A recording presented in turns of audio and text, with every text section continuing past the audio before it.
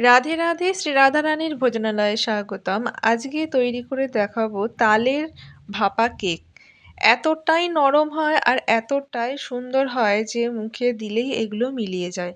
আর করাটাও কিন্তু অত্যন্তই সোজা। তার জন্য দেখতে হবে একদম শেষ অবধি। আর ভালো লাগলে অবশ্যই একটা লাইক আর কমেন্ট করে দেবেন। আর সাথে থাকতে অবশ্যই চ্যানেলটিকে সাবস্ক্রাইব করে দেবেন। আজকের এই ভাপা তালের কেকটার জন্য দরকার হবে প্রথমেই সেটা হচ্ছে তালের পাল্প, যেটা ছোট 2 বাটির তালের পাল্প একটা বাটিতে ঢেলে রেখেছি। আর অবশ্যই তালের পাল্পটা ভালো করে ছাঁকনি দিয়ে ছেঁকে নিতে হবে, যেন কোনো রকম তালের কোনো অংশ যেন না থাকে, যেন একদম পিওর হয়ে থাকে। একটা বড় বাটিতে সেই পাল্পটি নিয়ে নিচ্ছি। এই তালের পাল্পের সাথে যে বাটির পরিমাপ করে ময়দা, সুজি, চিনি মিশিয়েছি, সেই বাটির পরিমাপ করেই কিন্তু তালের পাল্পটা 2 বাটি পরিমাণ নিয়েছিলাম। তারপর ওই বাটিরই 1 বাটি পরিমাণ নিয়েছি নারকেল কোড়া, আবার ওই বাটিরই 1 বাটি পরিমাণ করে 2 বাটি নিয়েছি ময়দা, আর 1 বাটি নিয়েছি সুজি, আর হাফ বাটি দিয়েছি চিনি, কারণ তালের পাল্পটি বেশ মিষ্টি ছিল। পাকা যদি তাল হয় তাহলে সেই তালটা কিন্তু ভালোই মিষ্টি হয়ে থাকে, অতটা তিতকুটে থাকে না। আর এখানে যেহেতু নারকেলও দিয়েছি, তাই জন্য চিনির পরিমাণটা হাফ বাটি দিয়েছি। পরিমাপ আর পরিমাণটা খুবই দেখা দরকার। আর সবার শেষে যেটা দিলাম সেটা হচ্ছে হাফ চামচের মতন বেকিং পাউডার আর হাফ চামচেরও অল্প একটু বেকিং সোডা। অবশ্যই এই দুটো দিয়ে এরপর খুব ভালো করে মেখে নিয়েছি। জল ছাড়াই কিন্তু মাখতে হবে, জল দেওয়ার কিন্তু দরকার নেই।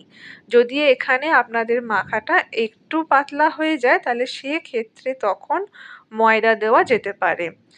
তাই জন্য এখানে পরিমাণটা খুবই পরিমাপ করে নিয়ে নেওয়াটা দরকার।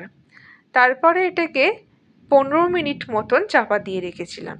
যেহেতু এখানেতে হাফ চামচ মতন বেকিং পাউডার আর অল্প একটু বেকিং সোডা ব্যবহার করেছি, এর জন্য এটা একটু কিন্তু ফুলে যাবে, ঠিক এই রকম।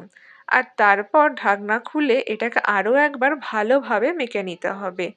আর এই মাখাটা আপনারা দেখলেই বুঝতে পারবেন যে একদম এটা কিন্তু হাতে লাগছে না, আর চিনিটাও খুব সুন্দরভাবে গলে গেছে।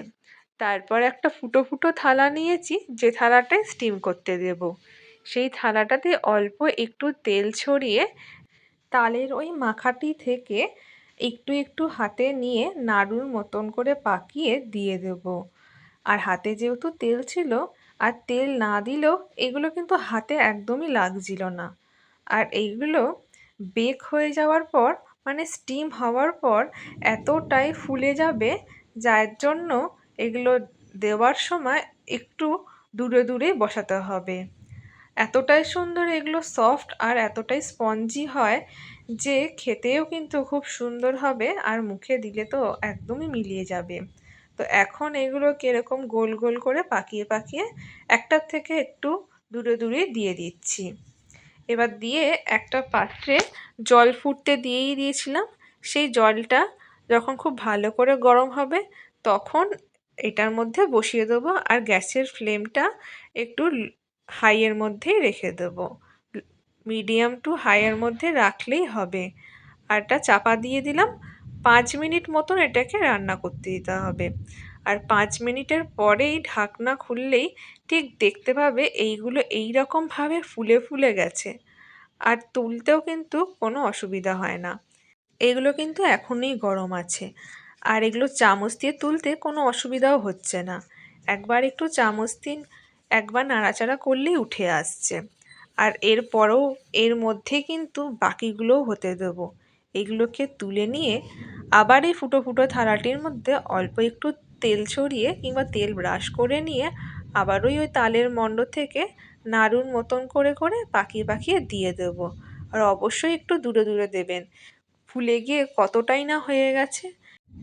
এবার এরকম করেই প্রত্যেকটা তালের ভাপা কেক আজকের রেডি করে নেব। খুব সুন্দর হয়, আর অল্প সময়ের মধ্যেই এগুলো রেডি হয়ে যায়। মাত্র 5 মিনিট হাতে সময় নিলেই প্রত্যেকটা ভাপা কেক এইভাবে রেডি হয়ে যাবে। এবার সবকটা ভাপা কেক রেডি করে নিয়েই দেখাচ্ছি। যারা ডিপ ফ্রাই করা তালের বড়া থেকে একটু অন্য কিছু খেতে চাইছো তালেরই, তারা এই তালের ভাপা কেকগুলো রেডি করে দেখতে পারো।